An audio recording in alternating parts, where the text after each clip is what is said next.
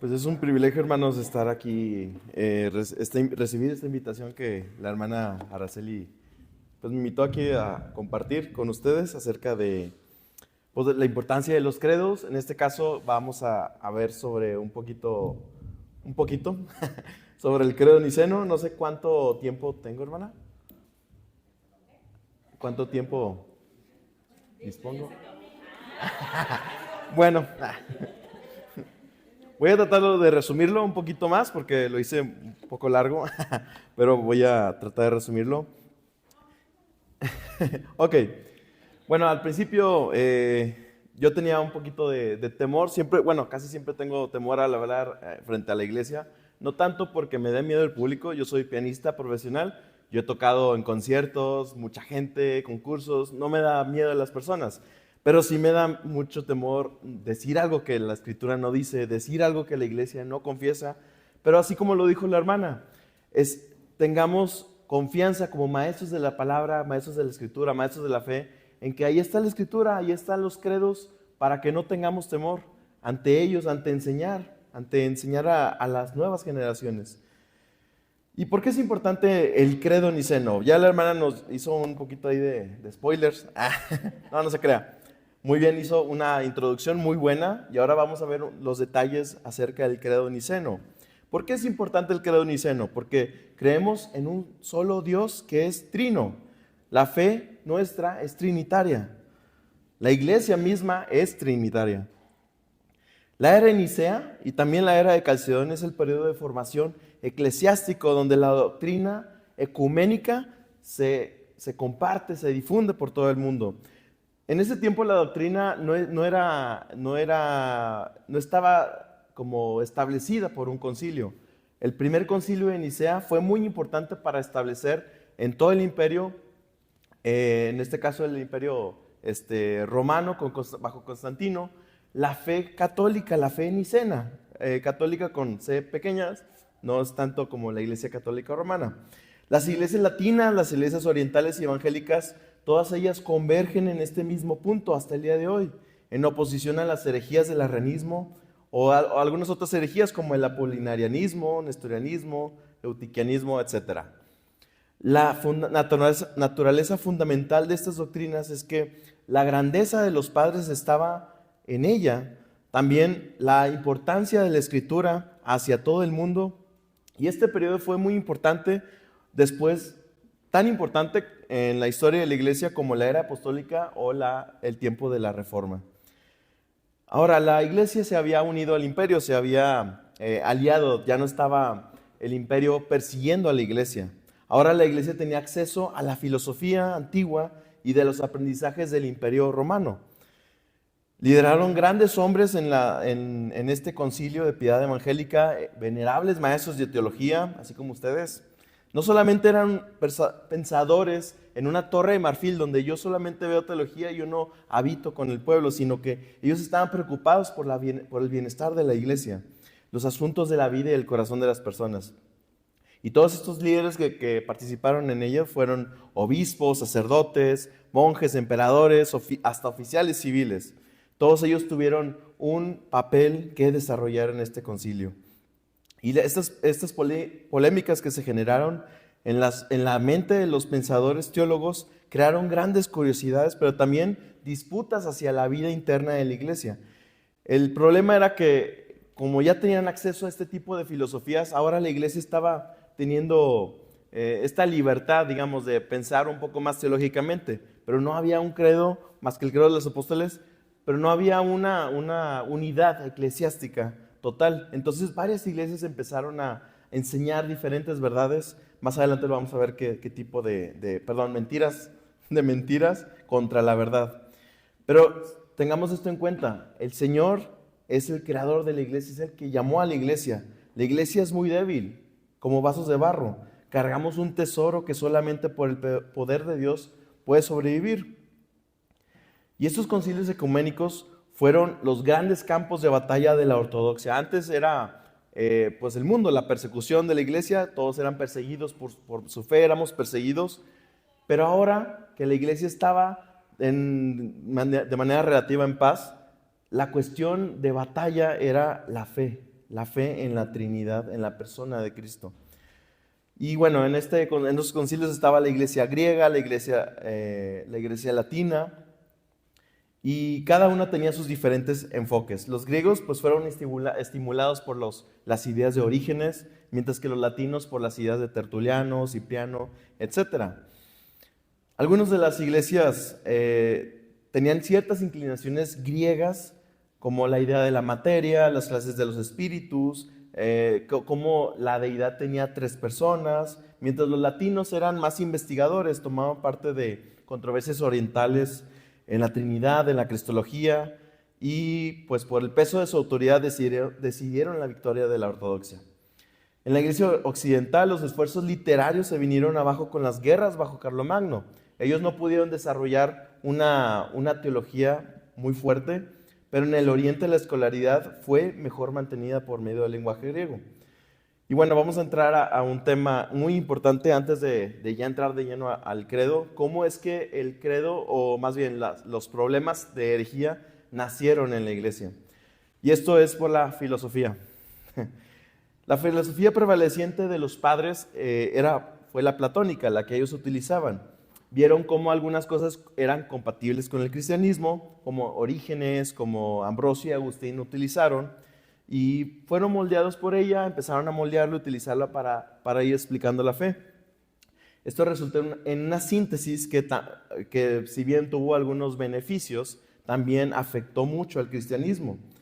Por ejemplo, las ideas de la jerarquía del cielo y la tierra, las jerarquías de los espíritus, etc.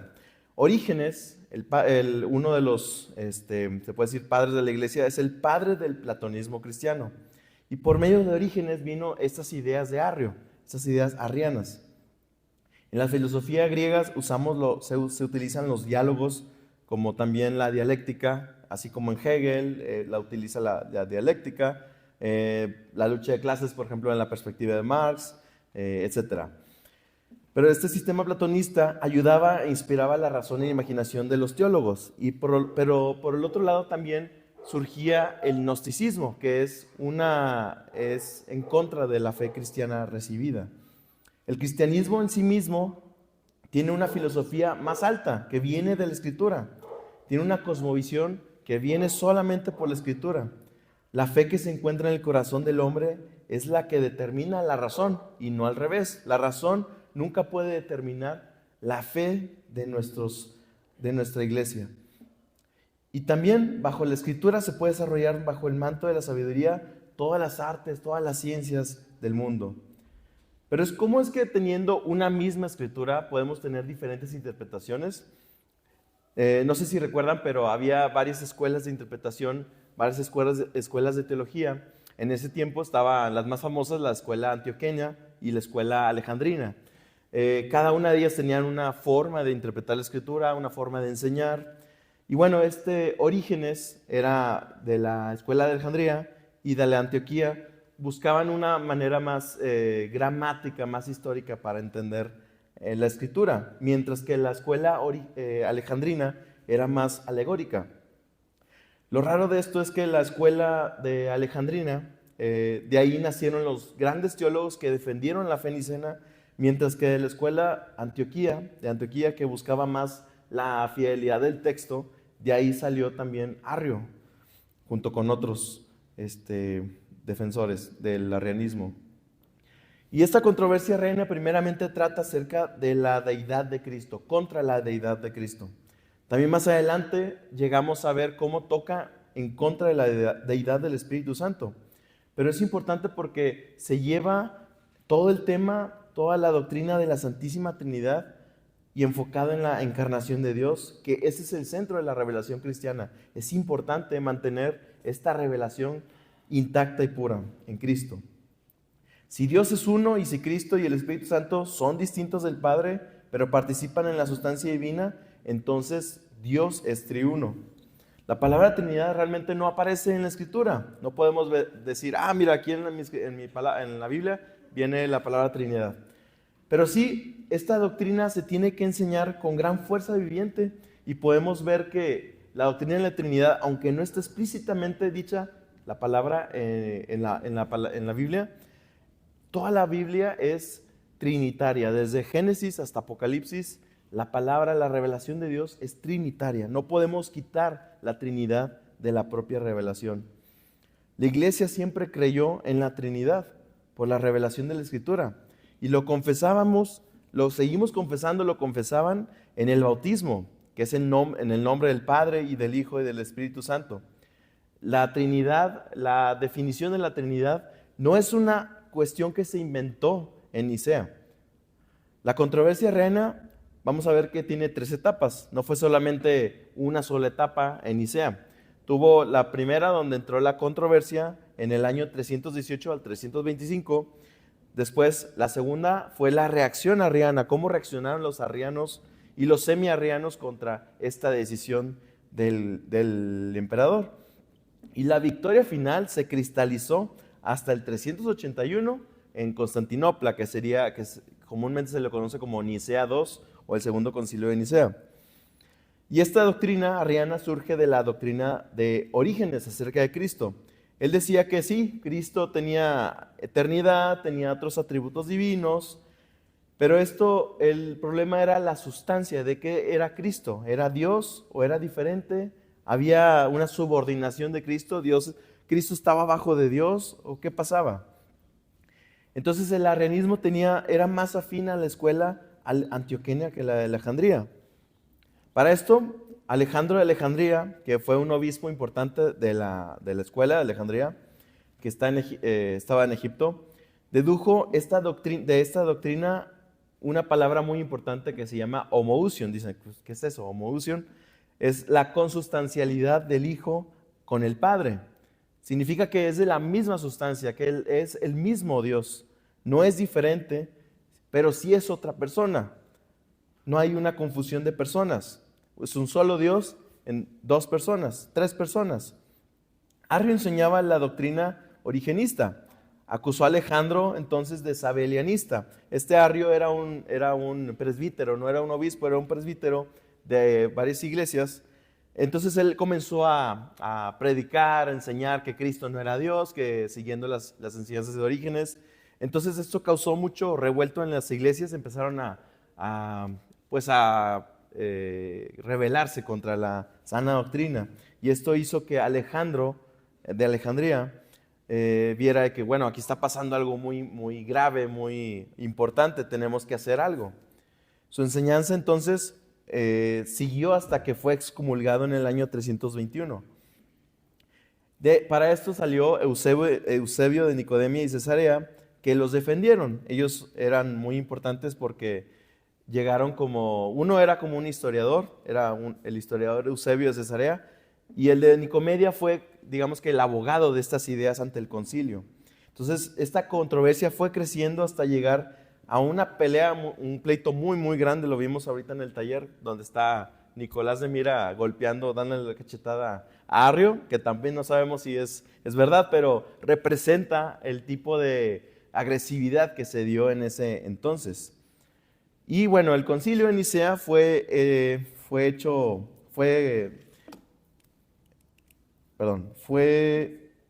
llamado en el año 325 en una pequeña ciudad de Turquía, se llama Iznik.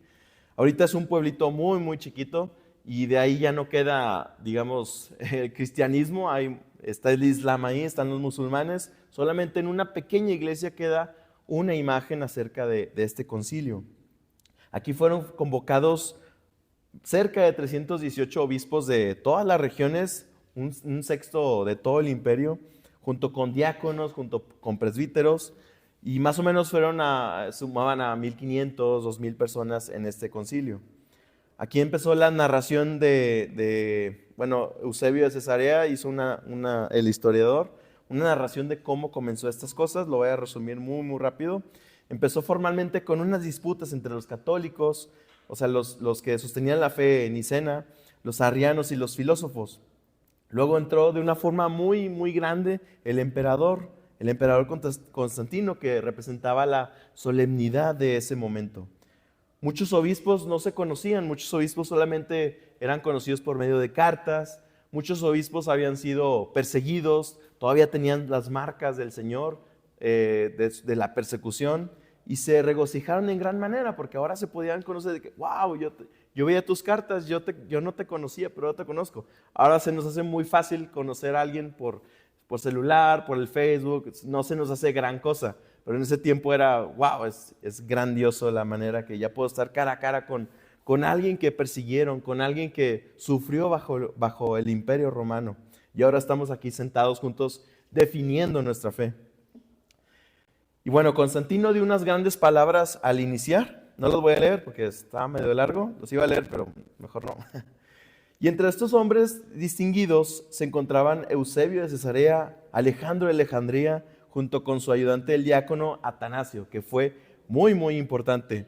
Él era joven, pero él fue muy importante al definir la fe trinitaria. Y la junta se dividió en 3 partidos. Está el partido ortodoxo, el partido arriano y la mayoría restante que eran semiarrianos, estaban algunos a favor de Arrio, otros a favor de Alejandro, estaban en medio, digamos. Y primeramente los arrianos propusieron un credo, a lo cual todos se volcaron contra ellos, muy violentamente, muy fuertemente. Entonces es ahí donde entró Eusebio de Cesarea, el historiador, que propuso una confesión palestiniense. Ese credo no es tan conocido como el de los apóstoles, pero es muy similar al de Nicea, porque reconoce la naturaleza de Cristo en términos bíblicos generales, pero sí evita la cuestión de la sustancia, de la esencia de Cristo como también igual a Dios. Pero los ortodoxos seguían insistiendo, no, necesitamos expresar que Cristo también es Dios, utilizando una palabra muy importante, homoousios, donde los arrianos la odiaban, la detestaban, la aborrecían. Odiaban que Cristo era también era la deidad misma. Entonces, al final de cuentas, todos aceptaron, casi la mayoría aceptó este credo, el niceno, lo firmaron, pero no estaban convencidos después de todo. Arrio fue desterrado, quemaron sus libros, fue prohibida su enseñanza en el imperio, pero este credo de Nicea no tuvo una victoria inmediata. En este tiempo, los arrianos empezaron a resurgir de nuevo, no de la manera de la teología, no por la vía de la teología, sino por la vía política. Entonces, ellos empezaron a mover a Constantino, a los políticos, a meterse en la política para poder quitar a Alejandro, que era el obispo de Alejandría, quitar la confesión de Nicea y de nuevo promulgar el arrianismo en el imperio. Como paréntesis, es importante este credo. Ahorita vimos el pastor, el doctor, el rector, Raimundo nos dio el credo de los apóstoles, donde dice, creo en un solo Dios, Padre poderoso. Pero este credo oriental, donde participaron latinos, griegos, que también lo redactaron en griego, es muy interesante que no comienza con creo, sino creemos. Ahora la iglesia, como el primer concilio universal, está unida y todos dicen, creemos en esto, creemos en un solo Dios, Padre omnipotente. Es muy, muy importante saber que el credo no es solo yo y Dios, como ahorita lo decía la hermana Ara, sino que es la iglesia. La iglesia cree una sola cosa. ¿Qué cree la iglesia acerca de Dios? Eso es la cuestión de la reacción arriana. Y la reacción arriana es muy importante porque vemos que a pesar de que tuvo el concilio de Nicea muy definida la fe, los arrianos tomaron por fuerza política estas ideas muy violentamente. Eusebio de Nicomedia lanzó una campaña de descrédito a los que adherían al homoousios, junto con otros obispos. Constantino entonces fue atraído por la fe arriana. De hecho, cuando murió, fue Eusebio de Nicomedia el que le dio el bautismo y pues fue enseñado finalmente en la fe arriana. Y hasta que, de hecho, Atanasio fue también excomulgado, Arrio fue nuevamente aceptado en la comunión de la iglesia. Pero cuando murió Constantino en el 337, Atanasio fue llamado del exilio hacia otra vez a su pueblo por Constantino II. Él llamó a un concilio de cerca de cientos de obispos de Alejandría para que vindiquen la doctrina nicena, pero no fue un gran triunfo. Los arrianos otra vez estaban arremetiendo con todo, y después Atanasio fue depuesto debido a que Eusebio de Nicodemia se hizo obispo en Constantinopla en el 338. Y los partidos antenicenos y semiarrenos se opusieron, se seguían oponiendo a Atanasio. El arrianismo siguió creciendo por todo el Imperio Romano, como en la forma de en contra del homoousios. Ahora lo que ellos definían como similar a la sustancia del Padre, ellos no creían que Cristo era Dios, sino que era similar a Dios. Y eso es con la palabra griega homoiousios. Homoiousios, espero que no se confundan con esas palabras. Pero significa que tenía una similaridad de esencia, que no era igual a Dios, que contrastaba con esto. Ellos decían, bueno, es que no somos arrianos, somos semi-arrianos. Los arrianos decían que Cristo es otra sustancia, es otro Dios, pero nosotros decimos que se parece, que ahí estamos más cerquita. Pero sigue siendo una herejía contra la palabra.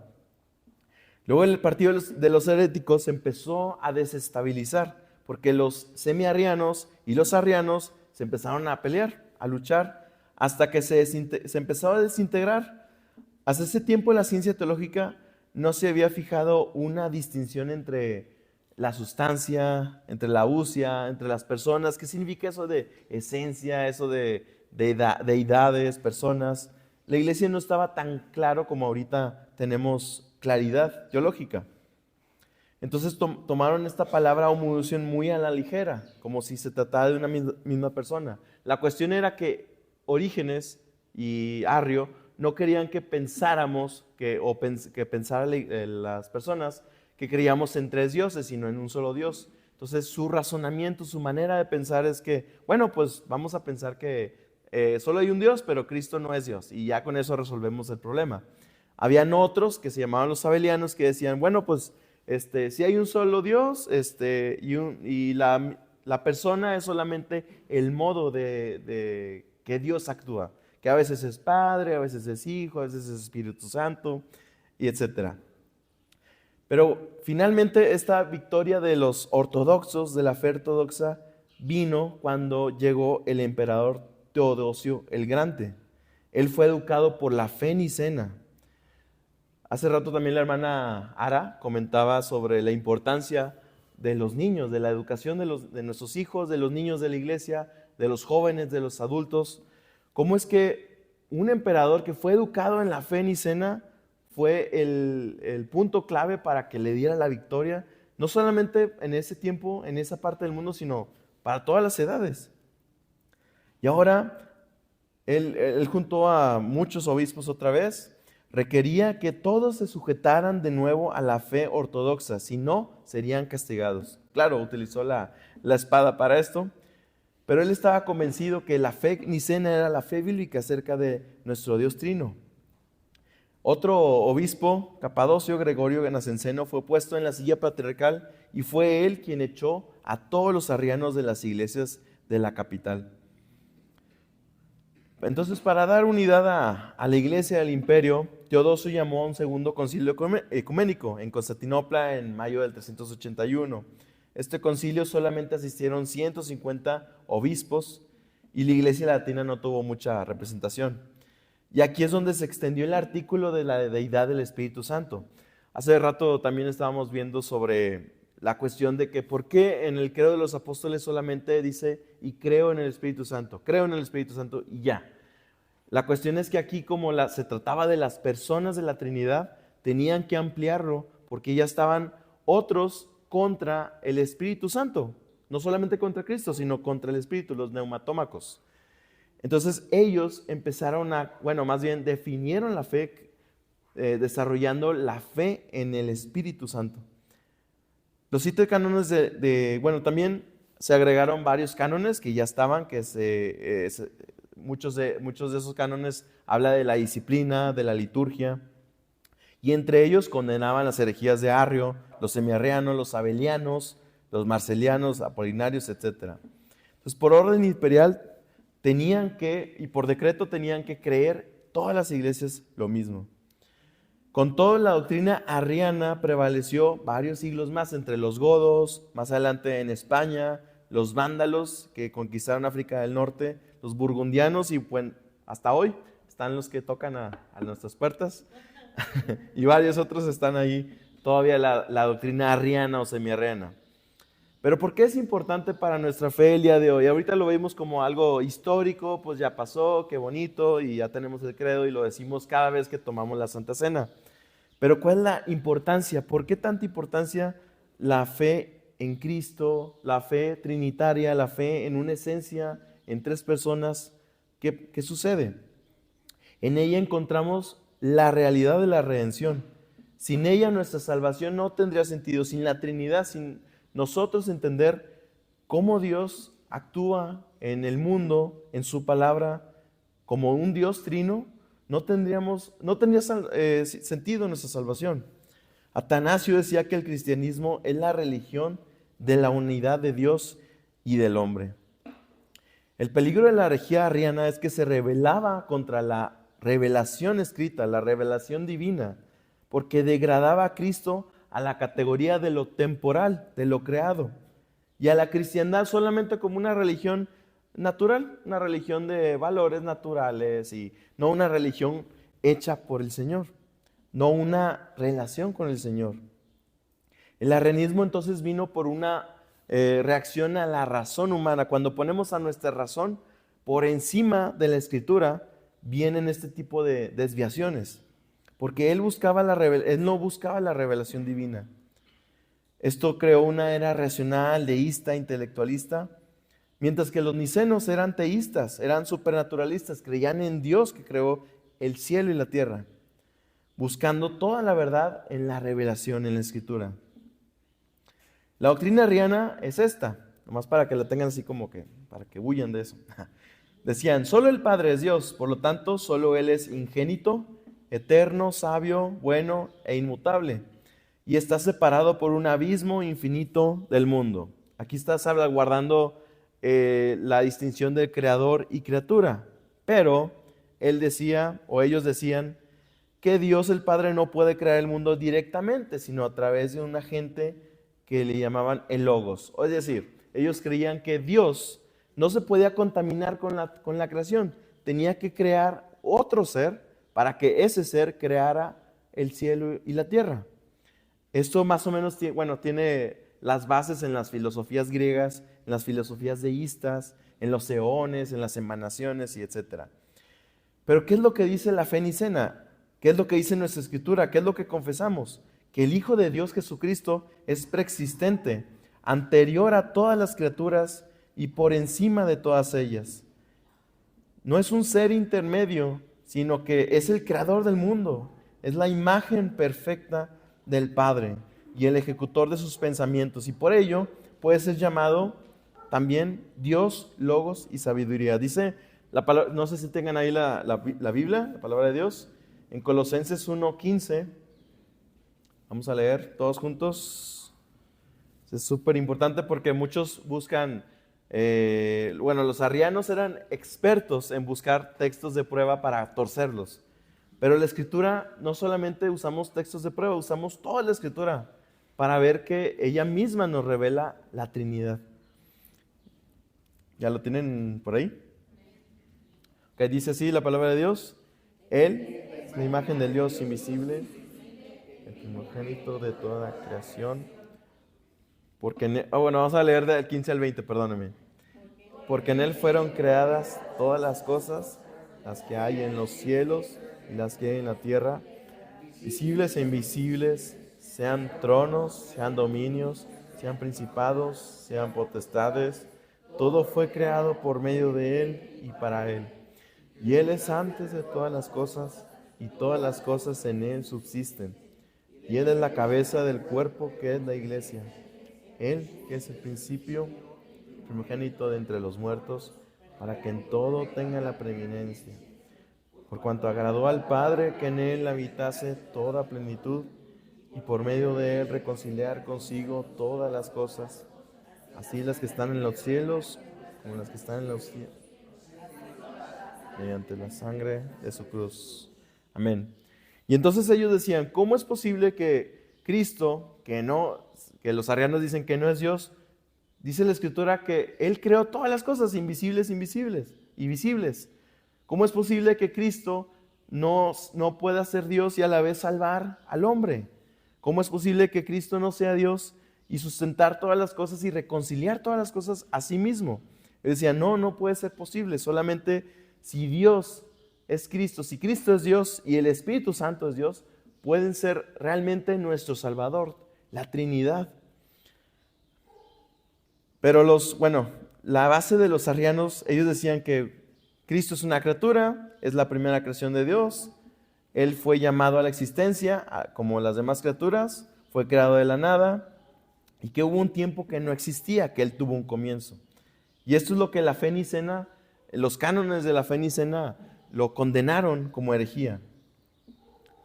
Arrio no quería caer en el samilanismo, ya lo habíamos visto cómo él no quería caer en atribuirle a Dios una multiplicidad, pero él olvidó la Escritura. La Escritura es sumamente importante para definir nuestra fe. Voy a adelantar un poquito porque luego me va a tardar mucho. Vamos a ver otro peligro que podemos ver en la iglesia, que nació de la controversia arriana, que son los semiarrianos. Los semiarrianos decían, bueno, no creemos totalmente con lo de Arrio, pero tenemos un punto medio. Es importante no tener puntos medios en la Escritura. En la Escritura creemos en Cristo como Dios o no creemos que Cristo es Dios. Juan, la primera carta de Juan nos dice bien claramente, el que no cree que Dios ha venido al mundo, es el anticristo. Y una palabra muy importante que nos dice que es importante que Cristo es Dios es homoousion. Ese término también no viene en la Escritura, pero es importante y lo tomaron los padres de los obispos para poder definir nuestra fe contra las herejías. Cristo es consustancial con el Padre, ellos decían, así como también es consustancial con nosotros en su naturaleza humana. Solamente Jesús puede ser Salvador si Él es Dios y también Él es hombre, completamente Dios, completamente hombre. Dios de Dios, dice el credo, Dios verdadero de Dios verdadero, pero también decían los padres nicenos, hueso de nuestros huesos y carne de nuestra carne. También ellos definían que es una persona diferente del Padre, pero también diferente persona respecto a otros seres humanos. No podemos decir que Cristo y yo somos una misma persona. Somos diferentes personas, pero tenemos la misma sustancia, porque Él se encarnó, se hizo hombre, pero también tiene la misma sustancia de Dios, porque Él es Dios. El homoousion debe ser entendido no como una dualidad, una diferencia de sustancias del mismo tipo, sino una identidad única de sustancia. Es decir, la unidad de la divina esencia es indivisible, no se puede dividir, solamente hay un solo Dios, una sola deidad. Decía Atanasio que no son tres sustancias como tres dioses. El Padre no es el Hijo, ni el Hijo el Padre, ni el Padre el Espíritu. El Hijo es de la esencia del Padre, no por división o disminución, sino por simple y perfecta comunicación. Esta comunicación divina de amor eterno es representada por la figura de la generación, sugerida por los términos bíblicos del Padre e Hijo, unigénito. Esta generación eterna es un proceso interno en la esencia de Dios. La creación es un acto de la voluntad de Dios, es un acto externo de Dios. La criatura es exterior y es diferente del Creador y de diferente sustancia. Cristo es el que es engendrado eternamente por el Padre eterno que no fue engendrado. Es decir, el Padre eterno no puede existir sin el Hijo eterno. Existen eternamente.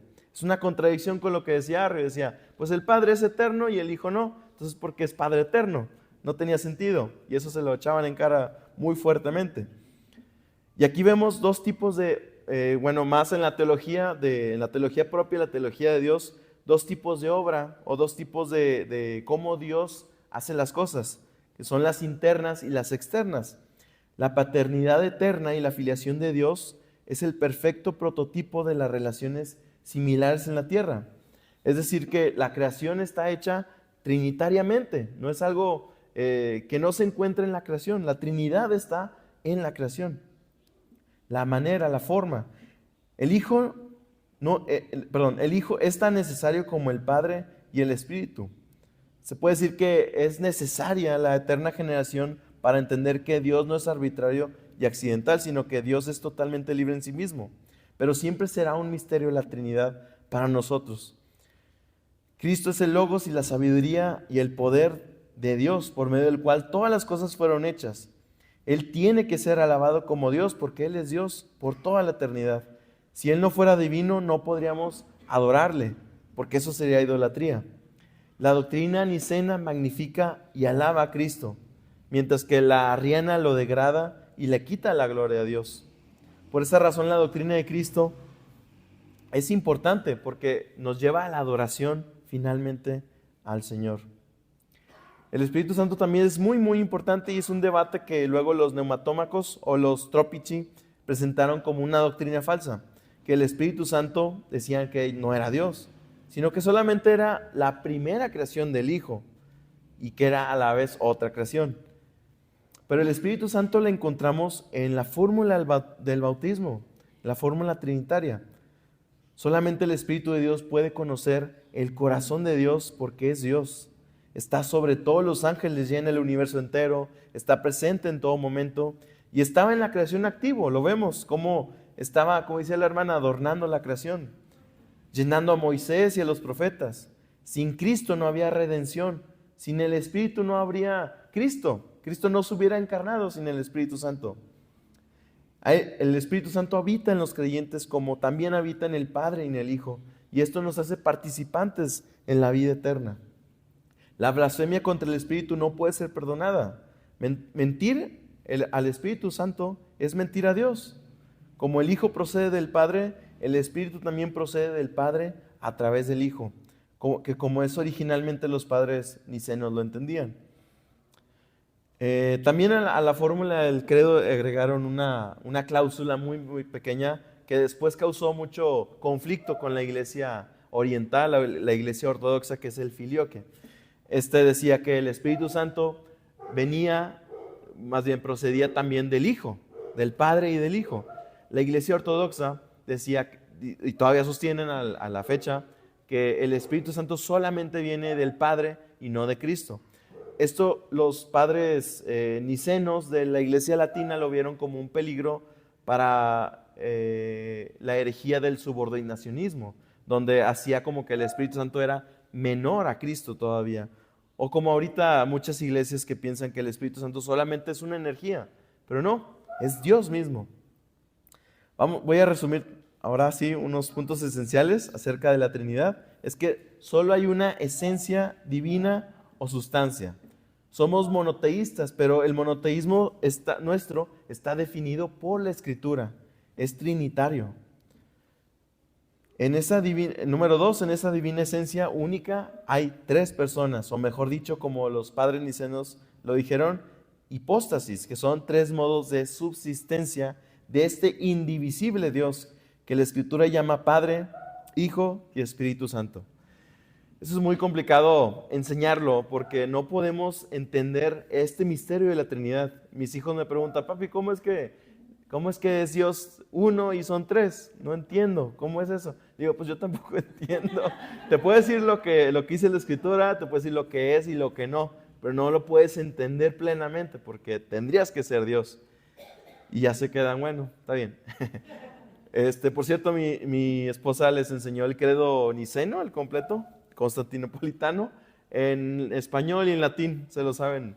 Están chiquitos, tienen 7, 6 y 4 años. Pero es importante que lo entiendan además, no solamente que se lo sepan, que lo entiendan, que lo tengan memorizado y que lo entiendan. Bueno, volvemos. Cada persona divina, número 3, cada persona divina tiene su propiedad expresada con la palabra griega, no es una grosería, así viene, es idiotes, que significa su misma propiedad. O si quieren en latín, proprietas. proprietas, como propiedades. Tiene su diferente propiedad. Estos no son atributos, porque Cristo tiene los mismos atributos que el Padre, porque es Dios. Son de la misma esencia divina. Lo que los hace distintos es la peculiaridad de la persona, de la hipóstasis. Por ejemplo, el Hijo no puede ser el Padre, ni el Padre puede ser el Hijo. El Espíritu Santo no es el Hijo, no es el Padre. Por ahí, bueno, había hecho unas diapositivas, pero no se iba a ver. Está una imagen muy, no sé si la han visto, muy famosa, es un triángulo, y donde dice que Cristo no es el Padre no es el Hijo no es el Espíritu, pero los tres convergen en que las tres personas es Dios, es un solo Dios. Es muy importante tenerlo en cuenta. Número 4, las personas divinas están una en otra, mutuamente interpenetradas y forman una intercomunicación eterna, perpetua, dentro de esta esencia divina. Esto lo podemos ver si quieren buscarlo en sus Biblias. No lo vamos a leer, solamente de referencia. En Juan 14:10, el Evangelio de Juan 14:10, donde vemos que Dios se habita perfectamente en sí mismo, en una comunión vital que los padres nicenos llamaron pericoresis. Número 5, la doctrina nicea contiene en sustancia una distinción entre dos trinidades. ¿Qué significa esto? Bueno, no es que haya dos dioses, dos trinidades, sino que hay dos maneras de entender esto. Una que es inmanente, que es la constitución eterna de Dios, su ser, cómo Él es. Y otra es cómo Dios actúa en la historia, que le llaman la distinción, la constitución económica de la Trinidad, la manifestación económica, cómo Dios salva al mundo, crea al mundo, lo unifica, lo santifica. La preexistencia del Hijo y del Espíritu en el fondo de la revelación es importante porque es donde obra nuestra salvación. La Escritura primeramente nos revela la Trinidad de la redención y después en Juan lo esencial. Es más difícil en el Antiguo Testamento ver la Trinidad así muy claramente, pero sí está ahí. La Trinidad está desde el Génesis, desde el primer versículo del Génesis hasta Apocalipsis. Ya Cristo viene y nos revela plenamente lo que es la Trinidad, nos revela al Padre, nos da a su Espíritu, se revela a sí mismo a nosotros. Es importante entender que la Escritura es trinitaria. Los nicenos se movieron en esta especulación metafísica al estilo griego, y no los arrianos, y no en los hechos prácticos de la salvación del hombre en las Escrituras. Y por último punto del resumen, los padres nicenos sostenían una subordinación personal, no esencial. Al día de hoy nosotros entendemos que Cristo en su humanidad, en su encarnación, en su economía salvífica, en su humanidad, se sujetó al Padre, pero no como no como hijo de Dios, como el ser de Dios, porque Dios no se puede sujetar a Dios. Hay varios teólogos que en la actualidad enseñan esto, que el Hijo eterno está subordinado eternamente al Padre. Y eso es otra vez caer en lo mismo de Arrio, el subordinacionismo.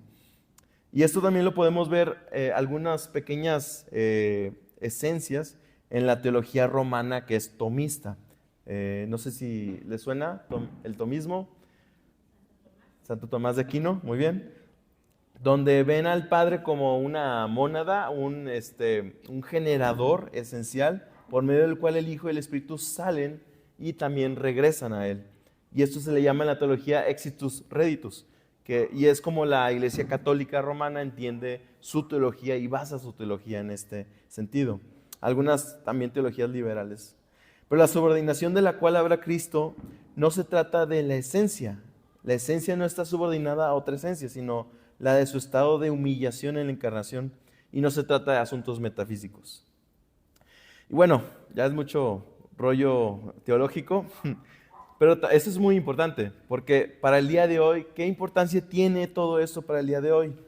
El reto de Nicea, del concilio, era establecer la unidad de la deidad. Ellos no querían tener a tres dioses, ni a un solo Dios, ni a un Dios en una persona, sino un Dios en tres personas.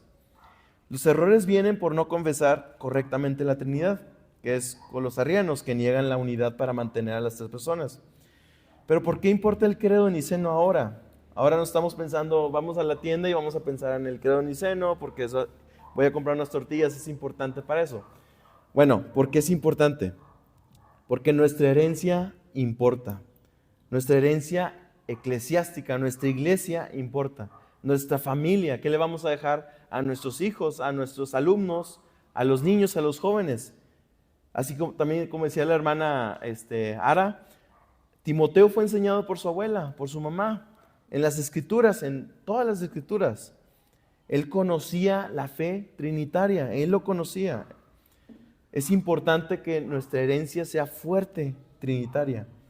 El evangelio, casi siempre las iglesias evangélicas ahora no se definen tanto, por lo menos las que no son denominacionales o presbiterianas, no se definen tanto por la Trinidad. Dicen, yo soy cristiano, sí, ¿qué crees? Bueno, pues es que yo creo que yo creo en la Biblia, en la conversión, en Cristo y ya. Pero no se define su fe en la Trinidad. Es importante. Claro, es importante todo esto, porque sin la Biblia, sin la revelación de Dios, no tendríamos la revelación de la Trinidad. Sin que Dios nos haya convertido, no tendríamos el acceso al Señor. Sin la cruz no tendríamos salvación. Sin Cristo, sin el Evangelio. Pero hay que entender que la Trinidad es la base, el centro y la periferia de toda la salvación. No podemos solamente enfocarnos, como algunos dicen, solo Jesús. Yo no sé del Padre, del Espíritu, solo Jesús, es solo Cristo, y sin iglesia, ni hermanos, ni nada. Los cristianos eran y somos definidos por ser trinitarios.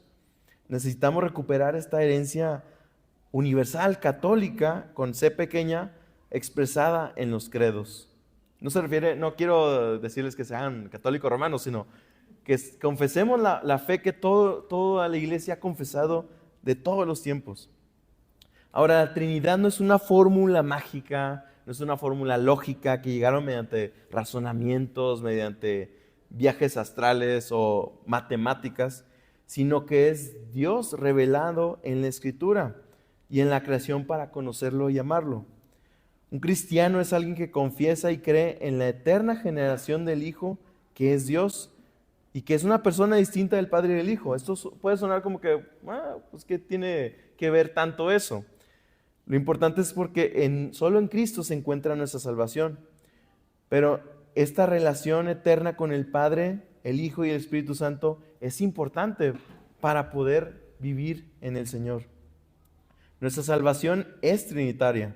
La deidad es nuestro Salvador. Y hay que tener siempre presente las relaciones eternas de origen, a lo que muchos teólogos le llaman las relaciones eternas de origen entre las personas, como el Padre eternamente ha sido el Padre, el Hijo eternamente ha sido el Hijo, el Espíritu Santo eternamente ha sido el Espíritu Santo. Y esto lo llaman la paternidad de Dios, la filiación de Dios y la expiración de Dios. Como el Padre es el que engendra, el Hijo es el que está filiado al Padre, Él es el Hijo, Él es el unigénito del Padre. Y la expiración es porque el Espíritu Santo es expirado del Padre y del Hijo. No podemos confundirlos. La palabra que ya vimos, homoousion, se refería a esta eterna generación del Hijo, que es coesencial y cosustancial con el Padre. Recordemos que es diferente a los arrianos, que decían que es diferente esencia.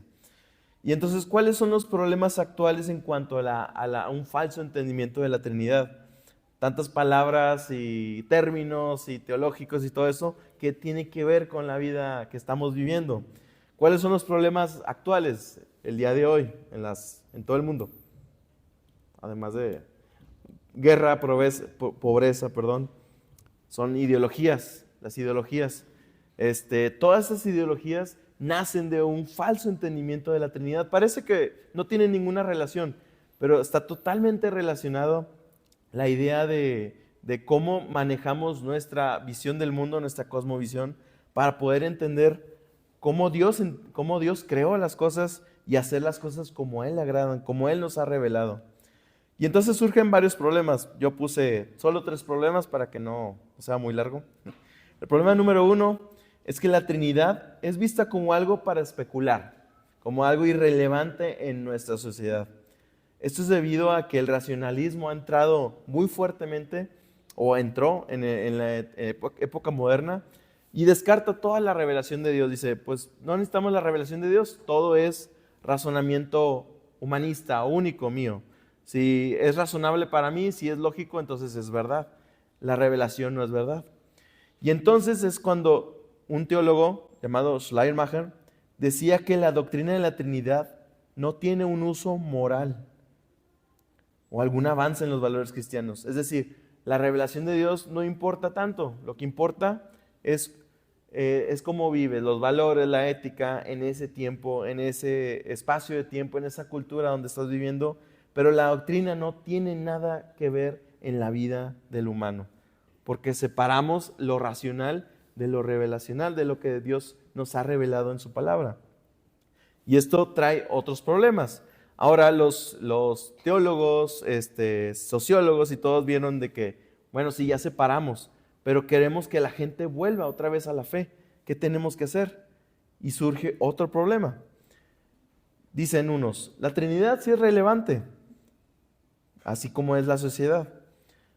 Pero ¿qué hacemos con cómo podemos unir la Trinidad y la sociedad? Si la Trinidad no es relevante para la sociedad, ¿cómo la volvemos a hacer relevante? Decir, bueno, vamos a unirla, vamos a definir la Trinidad dependiendo de nuestra sociedad.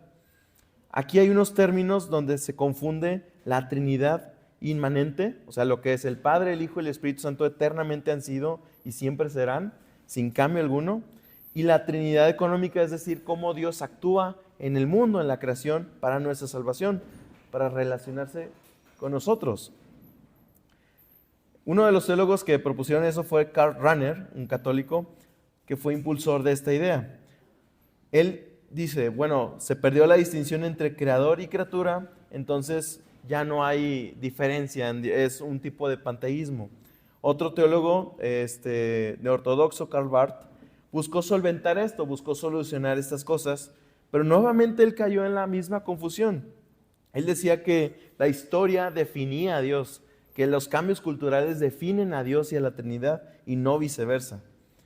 Otro teólogo, Jürgen Moltmann, utilizó una palabra nicena, pericoresis, que es la que vimos donde Dios habitaba en sí mismo en una impenetración eterna, pero esta palabra le dio una definición diferente, una nueva definición. Ahora, pericoresis ya no significaba esto, sino que significaba que tres seres vivían en una comunidad por su propia voluntad y amor. Es decir, que Dios no siempre ha vivido en comunidad, sino que empezó a vivir en comunidad. No ha sido de esa manera Dios eternamente. Y de aquí surgen varias ideologías y teologías como el igualitarianismo, socialismo, marxismo, etc. La teología de la liberación es otra tipo de teología que surge de esto, cambia de manera de ver la Trinidad.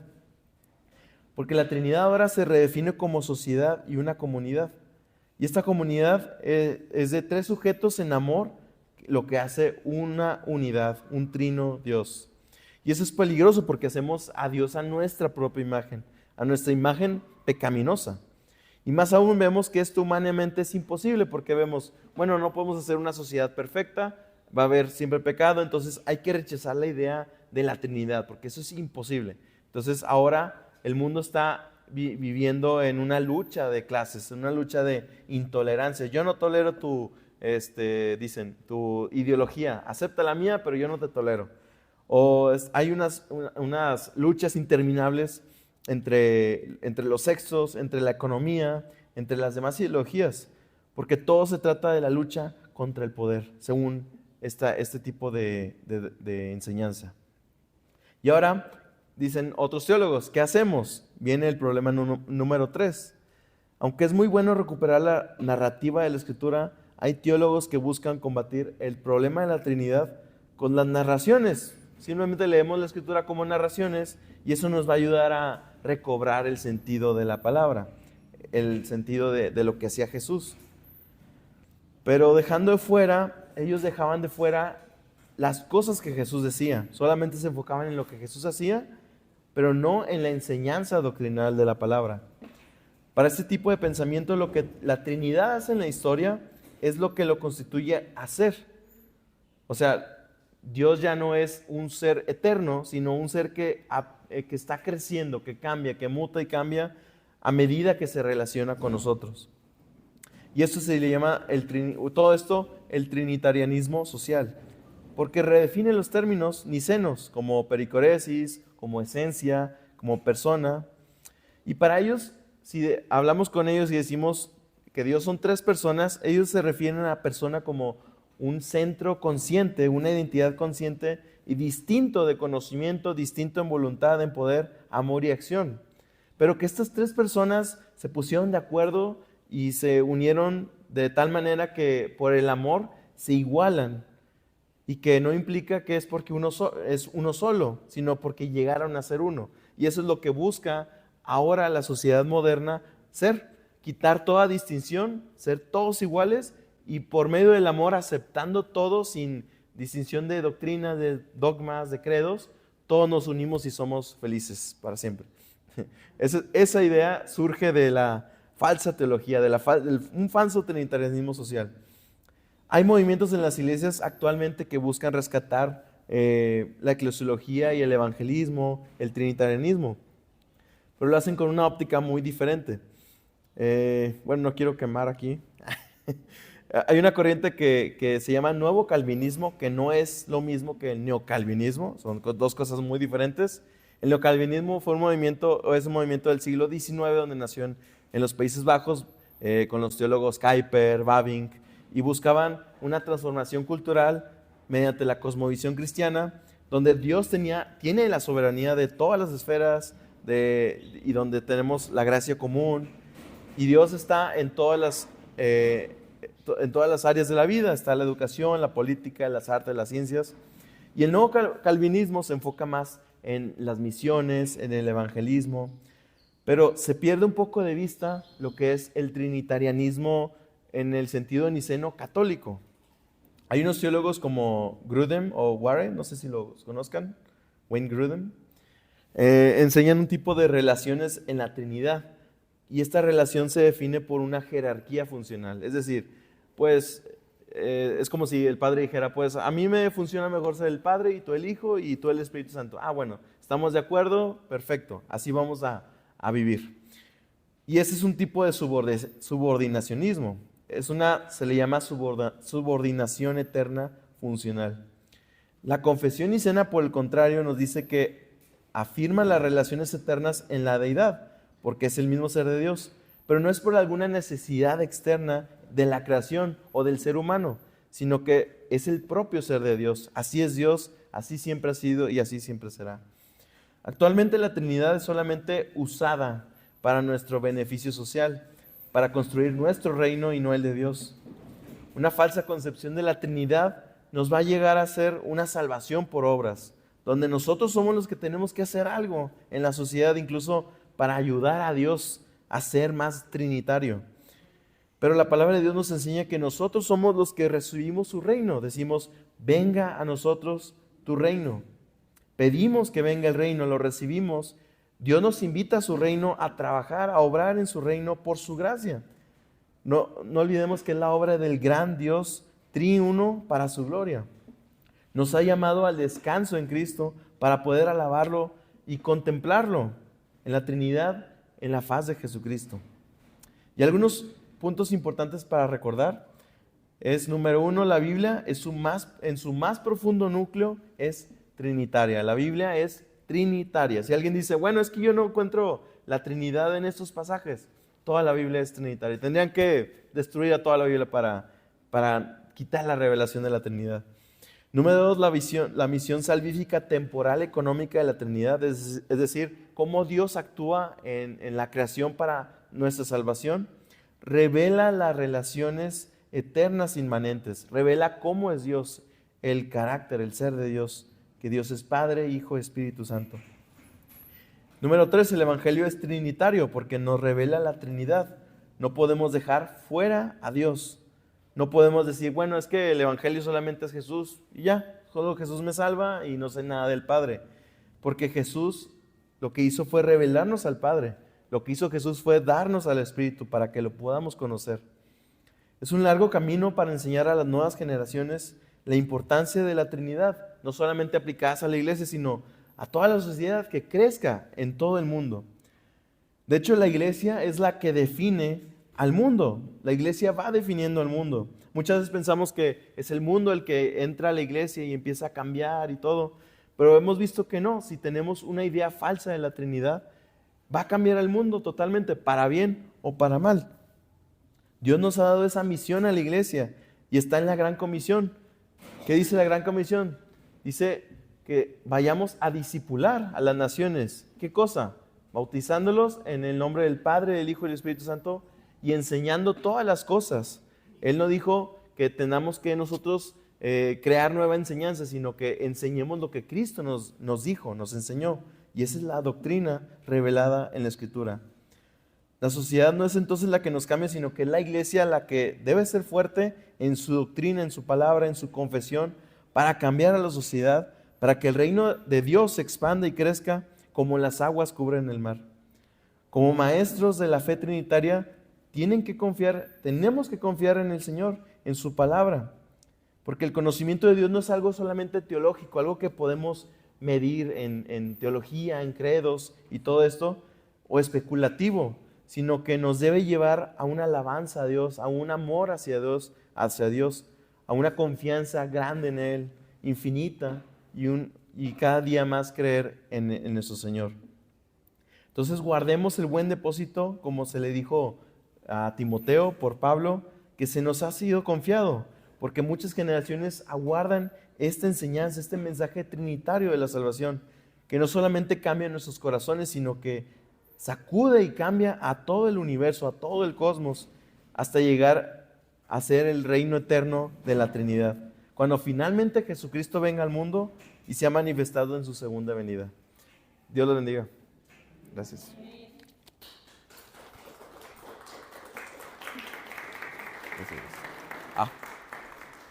No sé si hay preguntas. También me dijeron que las del rector.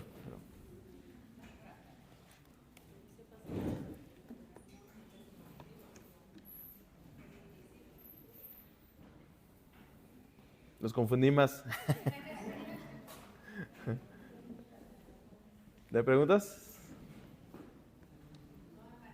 ¿Todo bien? Ok. Sí.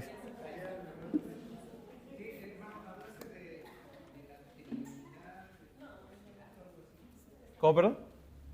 Mencionaste la Trinidad, no recuerdo si social.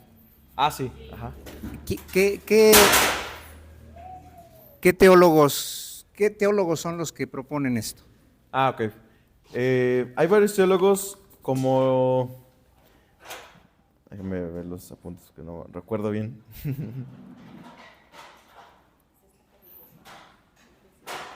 Ok, bueno. Los primeros en proponer ese tipo de trinitarianismo fue Schleiermacher, que fue el que quiso recuperar esta división entre el razonamiento puro contra la revelación. Decía, ves que no son compatibles, entonces vamos a irnos más a los sentimientos, vamos a ir a buscar otras verdades que no se encuentran en la Escritura, sino en nuestro interior. Y entonces de ahí empezaron a crear nuevas formas de definir a la Trinidad. Y uno de ellos pues es Karl Rahner, el católico, Karl Barth también, Jürgen Moltmann, varios teólogos que buscaban implementar o definir a la Trinidad como alguien que cambia de acuerdo a la humanidad. Por ejemplo, Barth decía algo así como, lo que importa no es tanto la revelación de Dios escrita, sino cómo Dios se reveló y cómo al ser confrontados con esta verdad en Cristo, esta revelación, cómo vamos a reaccionar. Y eso era lo importante, como que una especie de tiempo especial para Dios en Cristo, un tiempo de Dios especial para Él mismo y uno para nosotros. Entonces, era una manera de decir, nosotros no podemos entender realmente a Dios. Solamente lo que Dios es lo que Dios hace en la tierra y se acabó. O sea, Dios es Padre pues solamente porque Jesucristo se encarnó, pero antes no era Padre. Así es lo que ellos buscaban definir. Todas esas doctrinas actualmente, más bien esas herejías actualmente todavía prevalecen en los diferentes grupos, como por ejemplo los testigos de Jehová, los mormones, los sabáticos, qué sé yo. ¿Sí todavía? Sí. Todavía están, pues, los testigos. Los presbiterianos. Incluso niegan presbiterianos. Espero que no. Espero que no. Pero de repente sí se llega a pensar, por ejemplo, que el Espíritu Santo es una energía. Como vamos a recibir más del Espíritu y vamos a pensar como que es una energía que tenemos y nos ayuda a hacer cosas y simplemente estamos cargados del Espíritu, pero no pensamos que es una persona, es Dios mismo habitando en nosotros, así como Él habita en Él mismo, en las personas de la Trinidad. Pero sí es muy importante porque este tipo de doctrinas pueden tomar diferentes matices. Dice un teólogo, Matthew Barrett, si quieren saber más, vayan al Congreso del Concilio de Nicea. No, pero un poquito. Matthew Barrett decía de que actualmente las iglesias cristianas, por lo menos en el lado occidental, en América, no tienen una trinitariedad, una confesión muy fuerte. Se les ha olvidado. Pero podemos empezar, yo creo, podemos empezar desde nuestros hijos, desde nuestros niños, desde nuestros alumnos, a enseñarles, así como he visto, y me llené de emoción al saber de que les enseñan el credo desde chiquitos, porque no es muy común en las iglesias. Incluso algunas presbiterianas nuevas, con otros tintes más evangelísticos, no se les da mucha importancia al credo, a la Trinidad, por ejemplo. La fe nuestra es trinitaria y entonces debemos de pensar siempre en cómo se ha definido en el tiempo. Entonces, pero sí, existen varias ideas ahí. Por ejemplo, pensar también que el Padre es mayor que el Hijo, pensar como en jerarquías. Ya estamos pensando también como la Iglesia Católica Romana, donde los obispos o padrecitos sacerdotes tienen sus diferentes niveles para crecer, igual los cristianos pueden pensar que mediante, oración, ayuno y leo la Biblia voy creciendo más, voy flotando más como cristiano. Pero realmente no se trata de eso, se trata de, como decían, el conocimiento de nuestro Señor, el entender, pero también conocer a Dios personalmente. Es lo que nos hace realmente ser santificados, nuestra profunda necesidad de acudir a nuestro Señor, porque somos pecadores, pero Él nos ha santificado. También esa es la base de nuestra fe. Ahorita lo vemos muy, muy sencillo, pero sí es súper importante. Si no tenemos la Trinidad muy clara en nuestra mente, la manera en que se definió en Nicea, que Cristo es el Hijo de Dios, que es Dios mismo, pues tenemos un entendimiento muy, muy débil de nuestra salvación. ¿Alguna duda? ¿Otra? ¿O del rector? Sí. Sí, buena pregunta. Es que lo dije muy rápido. Había dos partes de la iglesia muy, muy importantes. Unos eran los de la iglesia de Roma, que era pues, en Italia, y otras iglesias que se encontraban, por ejemplo, en Egipto, en Grecia, en Asia Menor, en diferentes iglesias que tenían diferentes tradiciones, diferentes tipos de pensamiento, pero todos bajo la misma fe. Digamos, diferente pensamiento en el sentido de la liturgia, diferentes liturgias, diferentes maneras de confesarla. Por ejemplo, los griegos decían persona, no decían persona, decían hipóstasis, porque era su idioma, era su propio idioma, hipóstasis. Decían, no, es que hipóstasis, nosotros decimos que son 3 hipóstasis. Y los latinos, que son los romanos, que se refiere a la iglesia de Roma, te decían, no, nosotros hablamos latín, yo no te entiendo, yo digo persona. Entonces es ahí donde hubo un problema, porque ¿qué es una hipóstasis y qué es una persona y son iguales? Y entonces ahí empezaron un poquito los pleitos también. Pero luego ya se pusieron de acuerdo y dijeron, bueno, es que persona no lo vamos a definir como está escrito en, ¿verdad? Como el idioma, por ejemplo, persona significa máscara.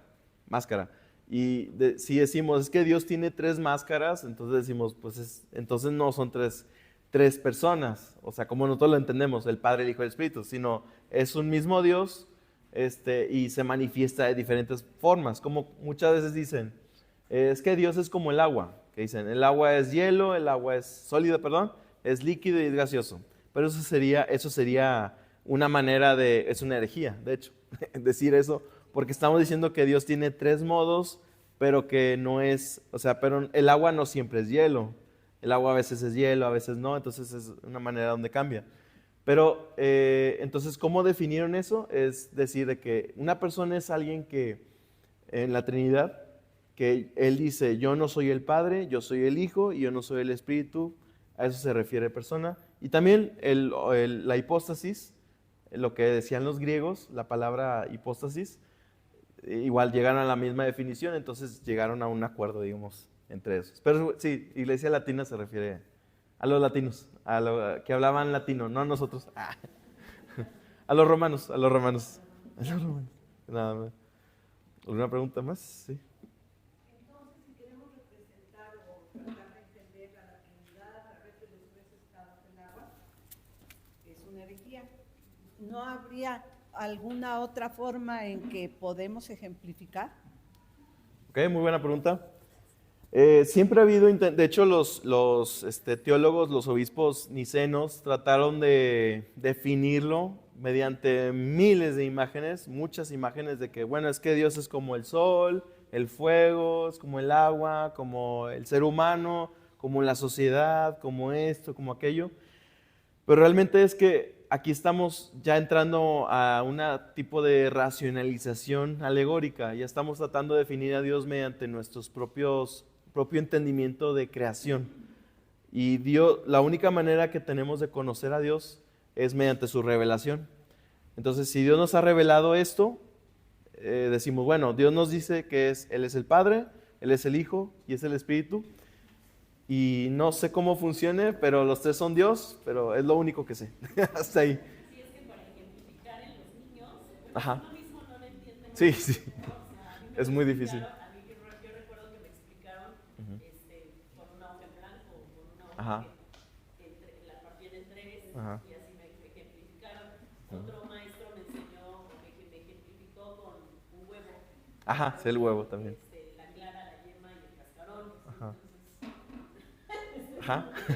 Sí, porque, por ejemplo, si decimos que Dios es como el huevo, decimos, bueno, es que el Padre es el cascarón, el Hijo es lo blanco, la clara, y el Espíritu es la yema. Pero entonces ya no podremos decir que la yema es de la misma sustancia que la cáscara. O sea, porque es diferente totalmente. Entonces, si decimos eso de Dios es porque decimos que el Hijo realmente no es la misma sustancia. Caemos otra vez en el arrianismo. Entonces, yo creo que no debemos de hacerlo, de tratar de explicar la Trinidad mediante ejemplos de la creación, pero sí podemos definirlo como lo definieron, por ejemplo, en Nicea.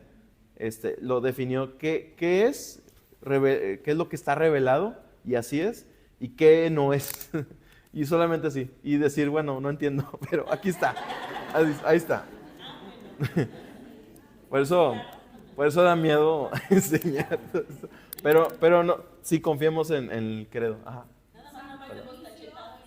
Intento explicarlo con el trébol, ¿no? Hablando de las alegorías. Ajá, sí, sí, sí. El trébol es un trébol, pero tiene 3 hojas, pero caemos en la misma situación, ¿no? Así es, ajá. No podemos utilizar una alegoría para definir o para ejemplificar la Ujú. Sí, en ese caso es el modalismo, el trébol. Sí, porque queremos reducir a Dios a algo creado y pues, no se puede, es imposible, es más allá de lo creado. Pero sí nos ha revelado y lo podemos conocer, como nos ha revelado, realmente podemos conocerlo. No vamos a toparnos un día con que, Dios no es así como lo dijo en su escritura. No, solamente que si acaso si nos da más entendimiento de esto, cuando Él venga, pues no vamos a entenderlo como Él se entiende a sí mismo, como realmente el misterio de la Trinidad, pero sí vamos a llegar a un punto donde pues podemos conocer más de Él, pero no va a ser contrario a la Escritura, va a ser como la revelación. No sé si alguna otra pregunta. Ya para concluir. Bueno, dejo este lugar a quien corresponda. Gracias.